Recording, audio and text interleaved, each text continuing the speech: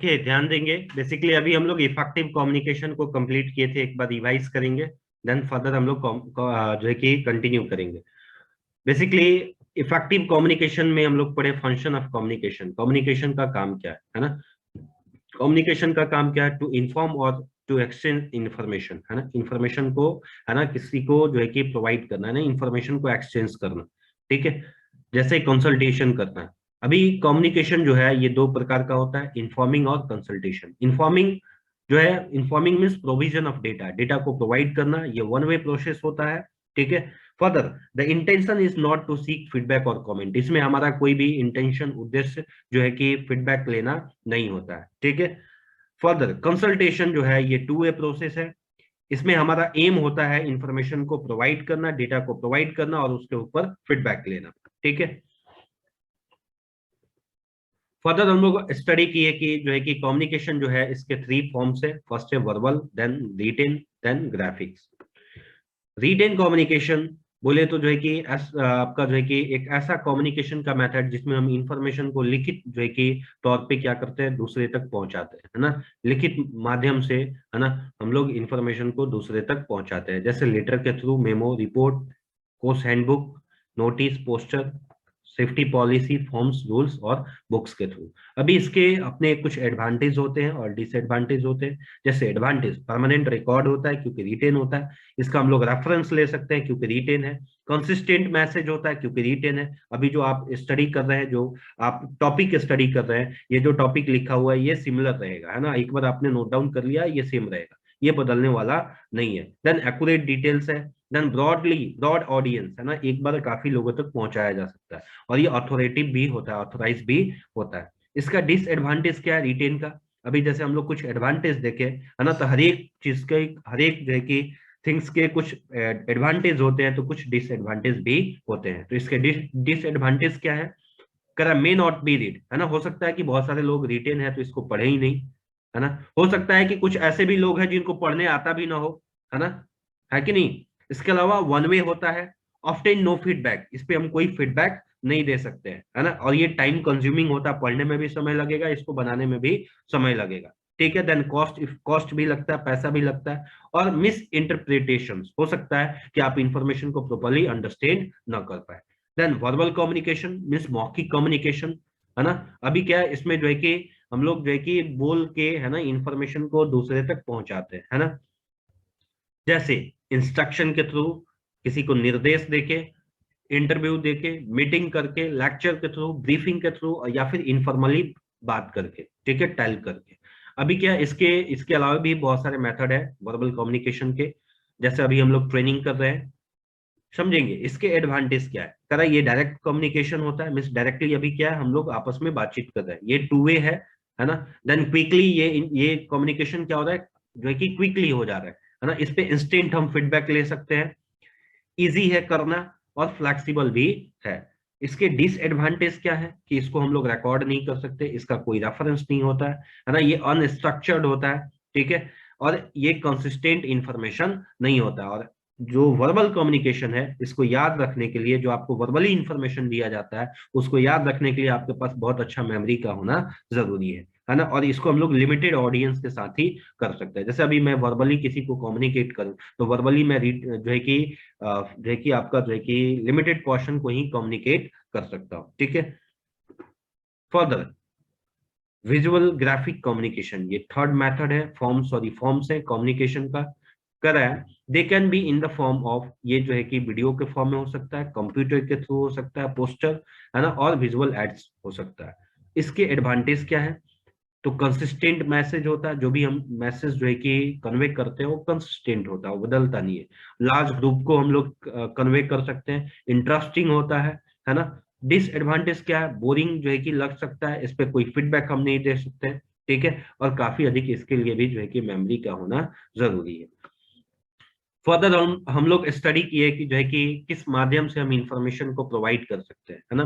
Means of providing information. तो verbal and audio information provision, है ना? हम लोग क्या कर सकते हैं, वर्बल और ऑडियो इंफॉर्मेशन को जो है कि ऑडियो मोड में इंफॉर्मेशन को प्रोवाइड कर सकते हैं, साइनेज और नोटिस के थ्रू प्रोवाइड कर सकते हैं, पोस्टर्स के थ्रू प्रोवाइड कर सकते हैं, नोटिस बोर्ड लगा सकते हैं, इलेक्ट्रॉनिक डिस्प्ले लगा सकते हैं, कंप्यूटर बेस्ड इंफॉर्मेशन प्रोवाइड कर सकते हैं, न्यूज लेटर और पब्लिकेशन का इस्तेमाल कर सकते हैं, इसके अलावा स्टैटिक डिस्प्ले का भी इस्तेमाल कर सकते हैं। फर्दर है type of information posted on A notice board, notice board पे हमें किस तरीके का इंफॉर्मेशन प्रोवाइड करना चाहिए, तो हेल्थ एंड सेफ्टी को सॉरी किस तरीके का इंफॉर्मेशन हम लोग नोटिस बोर्ड पे पोस्ट कर सकते हैं, ठीक है। सो हम लोग हेल्थ एंड सेफ्टी पॉलिसी को पोस्ट कर सकते हैं, हमारे कंपनी का जो इवैक्यूएशन प्रोसीजर है उसको हम लोग पोस्ट कर सकते हैं, जो हम लोग अपने ऑर्गेनाइजेशन अपने वर्क प्लेस पे फर्स्ट एड हैरेसमेंट किए हुए हैं उसको पोस्ट कर सकते हैं, जो हमारे वर्क प्लेस पे जो है कि जो सेफ्टी रिप्रेजेंटेटिव है उनके डिटेल्स उनके कॉन्टैक्ट डिटेल्स को नोटिस बोर्ड पे डिस्प्ले कर सकते हैं। इसके अलावा जो हम टारगेट सेट करते हैं एक्सीडेंट को रिड्यूस करने के लिए, है ना, उस टारगेट को हम लोग नोटिस बोर्ड पे पोस्ट कर सकते हैं। इसके अलावा जो हम लोग सेफ्टी कैंपेन्स करते हैं उस सेफ्टी कैंपेन्स को भी हम लोग नोटिस बोर्ड पे पोस्ट कर सकते हैं, समझे। तो ये बेसिक इंफॉर्मेशन है, इसके अलावा भी बहुत सारे इंफॉर्मेशन होते हैं जिसको आप नोटिस बोर्ड पे पोस्ट कर सकते हैं। फर्दर है to maximise the effectiveness of notice board, कैसे हम अपने नोटिस बोर्ड के इफेक्टिवनेस को बढ़ा सकते हैं, ठीक है। कह रहा है लोकेटेड इन प्रोमिनेंट एरिया, है ना, मीन्स हमें ऐसे एरिया में नोटिस बोर्ड को लगाना है जहां मैक्सिमम लोगों का नजर जाए, ठीक है। Further up to dated information, हमारे नोटिस बोर्ड पे अप टू डेटेड इंफॉर्मेशन होना चाहिए, ठीक है। फर्दर टाइडली, सही तरीके से हमें उसको टाइट मतलब जो है कि प्रॉपरली उसको हमें अरेंज करना है ना इंफॉर्मेशन को। Further make board eye catching, है ना, by using of colour and graphics, हमें अपने बोर्ड्स को आई कैचिंग भी बनाना है, कैसे, तो कलर का और ग्राफिक का इस्तेमाल करके, ताकि किसी भी पर्सन का आसानी से ध्यान उस पर खींचा जाए, है ना, खींचा चला जाए, समझे। ओके, बेसिकली ये हम लोग रिवाइज कर लिए कि अभी हम लोग जो है कि क्या स्टडी किए थे। देन है आपका ये नेक्स्ट फोर्थ जो है कि आपका फैक्टर है cooperation and consultation with employ. अगर आप चाहते हैं कि आपके वर्क प्लेस का कल्चर इंप्रूव हो तो इन तीन फैक्टर्स के ऊपर काम करेंगे। अभी चौथा फैक्टर देखने जा रहे हैं, है ना, cooperation and consultation with employ. आपको क्या करना है, आपको अपने एम्प्लॉय को, आपको अपने कर्मचारी को कोऑपरेट करना है ना, सहयोग करना है, ठीक है, और कंसल्टेशन भी करना है उनके साथ, ठीक है। Correct, consultation is a key to maintain a positive health and safety culture. Consultation क्या है, या एक समझिए तो कीज है, चाबी है, जिसके थ्रू हम लोग क्या कर सकते हैं, अपने वर्क प्लेस के हेल्थ एंड सेफ्टी कल्चर को पॉजिटिव रख सकते हैं, ठीक है, मेंटेन रख सकते हैं, समझे। Correct, according to the ILO convention 155, है ना, इंटरनेशनल लेबर ऑर्गेनाइजेशन कन्वेंशन 155, है ना, इस कन्वेंशन के according communication and cooperation at the work place, sorry, communication and cooperation at the working group level and the endeavour and at the all appropriate level up to and consisting of national level, है ना। कह रहा है communication और cooperation क्या है ना, basically जो है ये हमारा जो है कि वर्किंग ग्रुप जो लेवल है ना, उनसे लेके, ठीक है, हर एक लेवल पे, ठीक है, क्या होना चाहिए, हमारा कम्युनिकेशन और कंसल्टेशन प्रॉपर होना चाहिए, ठीक है। मीन्स आपको आपके ऑर्गेनाइजेशन में, ठीक है, आपका टॉप लेवल से लेके बॉटम लेवल तक आपको क्या करना पड़ेगा, या सुनिश्चित करना पड़ेगा कि आपका कम्युनिकेशन, है ना, और कॉपरेशन सबके साथ है ना, आप प्रॉपरली सबको हर एक लेवल्स को कोऑपरेट कर रहे हैं, हर एक लेवल को प्रॉपरली कम्युनिकेट कर रहे हैं, ठीक है, समझे। कह रहा है function of a safety representative. अब सेफ्टी रिप्रेजेंटेटिव जो होते हैं उनका काम क्या होता है, समझेंगे। To investigate situations that might increase the risk to health and safety in the work place, है ना, क्या करना, इन्वेस्टिगेट करना, है ना, जांच पड़ताल करना वैसे सिचुएशंस का, है ना, वैसे कंडीशंस का जो क्या करता है, जो हमारे वर्क प्लेस पे हेल्थ एंड सेफ्टी रिस्क को इंक्रीज कर सकता है। मीन्स हमारे कार्यस्थल पे अगर कोई भी ऐसी परिस्थिति है ना, जो स्वास्थ्य और सुरक्षा से संबंधित जोखिम को बढ़ा सकती है, तो वैसे सिचुएशन को ज्ञात करना, है ना, आइडेंटिफाई करना सेफ्टी रिप्रेजेंटेटिव का काम होता है। Further to take into to look into grievance raised by any employee in the group represented, है ना, कह रहा है कि बेसिकली सेफ्टी रिप्रेजेंटेटिव का काम क्या है कि अभी इनके ग्रुप में अगर किसी भी पर्सन के द्वारा किसी भी प्रकार का इश्यूज को रिफ्लेक्ट किया जाता है, कोई भी जो है कि इश्यूज को राइज किया जाता है, खड़ा किया जाता है, बताया जाता है, ठीक है, तो उसके ऊपर भी ध्यान देना क्या है, सेफ्टी रिप्रेजेंटेटिव का काम है। Then to report and go over with the company any problem that emerge from the investigation, है ना, क्या करना, रिपोर्ट करना कंपनी को, है ना, और जो है कि कंपनी के अंदर अगर किसी भी प्रकार का प्रॉब्लम्स है ना, कोई भी इश्यूज है, ठीक है, तो उसका प्रॉपर इन्वेस्टिगेशन करना है ना, और कंपनी को रिपोर्ट करना, ठीक है, ये क्या है, सेफ्टी रिप्रेजेंटेटिव का काम है। Further to perform general assessment of the work place, है ना, वर्क प्लेस पे जनरल असेसमेंट को परफॉर्म करना, ठीक है, मीन्स जो कार्यस्थल है उस कार्यस्थल का मूल्यांकन करना, है ना, सामान्य तौर पे कार्यस्थल का मूल्यांकन करना कि कार्यस्थल पे जो है कि क्या खतरा है ना, उससे किसको जोखिम है, किस किस लेवल का जोखिम है, कैसे कंट्रोल किया जा सकता है ना, इन सारी चीजों के ऊपर जो है कि आंकलन करना क्या है, सेफ्टी रिप्रेजेंटेटिव का काम है।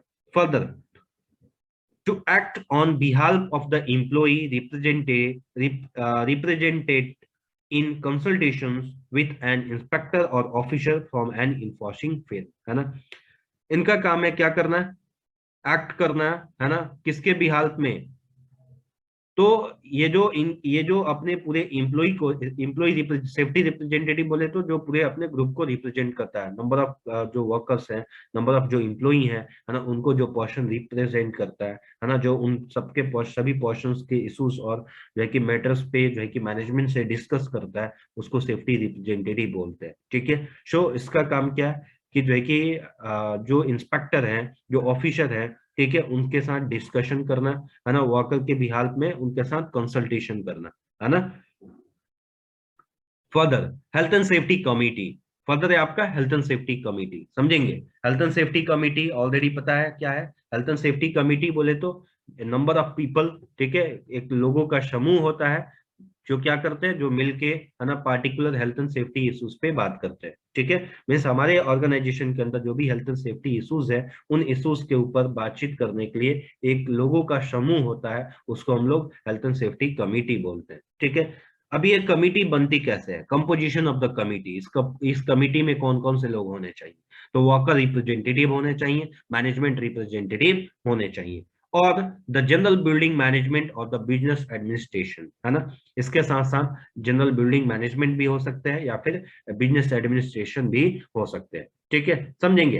Experience of their area of the representation, है ना, ये क्या करेंगे, ये जिस एरिया से है उस एरिया को, उस एरिया ये इनको जिस एरिया का अनुभव है, ये उस एरिया को रिप्रेजेंट करने का काम करेंगे, ठीक है। वर्कर रिप्रेजेंटेटिव अपने एरिया को रिप्रेजेंट करेगा जिधर एक्सपीरियंस है, मैनेजमेंट रिप्रेजेंटेटिव उसको मैनेजमेंट का एक्सपीरियंस है, वो अपने एरिया को रिप्रेजेंट करेगा।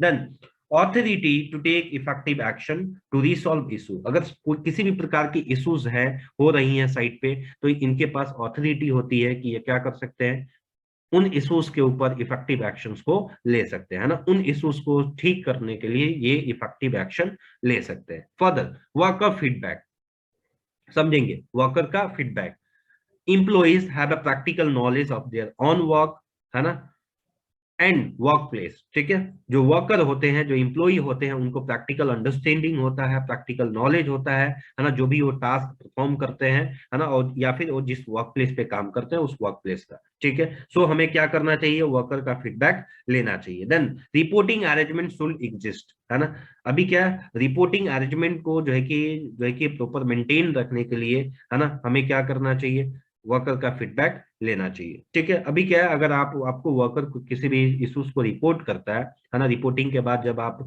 उस इश्यूज के ऊपर एक्शंस लेते हैं, ठीक है, देन आपको वर्कर का फीडबैक लेना चाहिए। इससे क्या होगा, इससे वर्कर मोटिवेट होता है कि चलो मैंने जो इश्यूज मैनेजमेंट को बताया, मैनेजमेंट ने उसके ऊपर एक्शन लिया, वो मोटिवेटेड होता है, उसका मोरल बढ़ता है, ठीक है, कि चलो जो है कि उस पे उसको क्या होता है, उसको अवेयरनेस हो जाता है कि मैनेजमेंट ने ये एक्शन लिया हुआ है। इससे क्या होता है, इससे वो इन्फ्लुएंस होता है, नेक्स्ट टाइम अगर कोई माइनर इश्यूज देखेगा, फिर कोई इश्यूज देखेगा, तुरंत आपको रिपोर्ट करेगा, ठीक है। लेकिन अगर ये फीडबैक नहीं होगा, है ना, तो क्या होगा, अभी वो एक बार रिपोर्ट करेगा, दूसरी बार रिपोर्ट करेगा, तीसरी बार से रिपोर्ट करना बंद कर देगा, ठीक है। सो नेक्स्ट करा, feedback can be carried out in a portion और थ्रू एन ऑर्गेनाइजेशन इंट्रेंट, है ना। अब ये जो फीडबैक जो है ये किसी व्यक्ति के द्वारा भी होना चाहिए, ठीक है, मीन्स वर्कर के फीडबैक को पहुंचाने के लिए कोई पर्सन हो सकता है, या फिर कंपनी के अंदर एक इंट्रेंट बॉक्स होता है, ठीक है, उस बॉक्स में भी वर्कर क्या करते हैं, अपने फीडबैक को डालते हैं। जैसे स्कूल टाइम में हम लोग क्या करते थे, अपने फीडबैक को एक हमारे स्कूल के बाहर बॉक्स होता था, ठीक है, या फिर हमारे क्लासरूम के बाहर होता था, उस बॉक्स में हम लोग अपने फीडबैक को डालते थे। सेम इसी तरीके का जो है कि फीडबैक जो है कि बॉक्स जो है कंपनी के इंट्रेंट पॉइंट पे, जहां वर्कर जो है कि कंपनी के अंदर इंटर करते हैं, उस पॉइंट पे लगा होता है ना। वर्कर क्या कर सकता है, अपने फीडबैक को उसमें डाल सकता है, ठीक है। तो बेसिकली अभी हम लोग फोर्थ फैक्टर कंप्लीट किए, कॉपरेशन एंड कंसल्टेशन, ठीक है। मीन्स अगर आपको अपने वर्क प्लेस का कल्चर को इंप्रूव करना है तो आपको क्या करना पड़ेगा, आपको अपने वर्कर को कोऑपरेट करना पड़ेगा, वर्कर के साथ प्रॉपर कंसल्टेशन करना पड़ेगा, सेफ्टी रिप्रेजेंटेटिव, है ना, सेफ्टी रिप्रेजेंटेटिव को जो है कि हायर करना पड़ेगा, है ना, सेफ्टी कमिटी को डेवलप करना पड़ेगा, वर्कर से फीडबैक लेना पड़ेगा, समझे। बेसिकली ये जो टॉपिक्स हैं ये कॉपरेशन और कंसल्टेशन के अंदर आते हैं।